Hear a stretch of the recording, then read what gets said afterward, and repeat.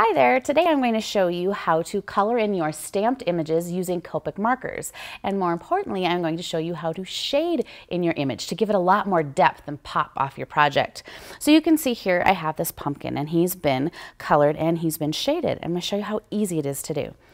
So I'm going to take my stamped pumpkin here, and what I'm going to do is I'm going to take two markers, and I'm going to take a lighter marker and a darker marker, and I'm going to start with my lighter marker, and I'm going to use the brush tip because it's easier to color with.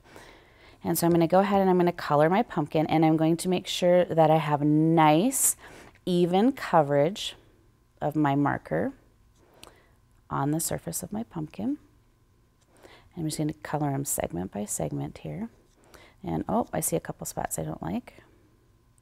And I want to make sure that I keep my edges wet as I'm doing this so that it doesn't dry out and make funny looking streaks. With a smaller image, that's much easier to control. Now I'm going to take my darker marker and I'm going to stick with this brush end here. And I'm going to add this darker marker where I think the pumpkin would be darker in color. So I think up by the stem here, he's going to be a little bit darker. So what I'm going to do is I'm going to take these tiny little flick strokes where I'm gently lifting up the brush, and I'm going to follow the design of the stamped image because thank you to the artist, I have some guidelines of where I want to color. You can see how I'm making these little flick strokes, and you know what, I think I'm going to do a little bit from the bottom because he is sitting on the ground, so I'm going to add a little bit more down here. And again, I'm just following those lines.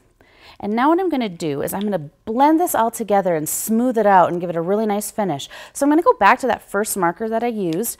Again, I'm going to use that brush tip, and I'm just going to color over the whole thing. So I'm going to go back and color over what I have already done.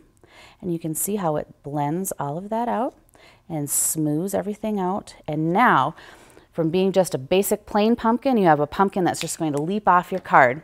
So there you go, shading with your Copic markers. Have fun coloring.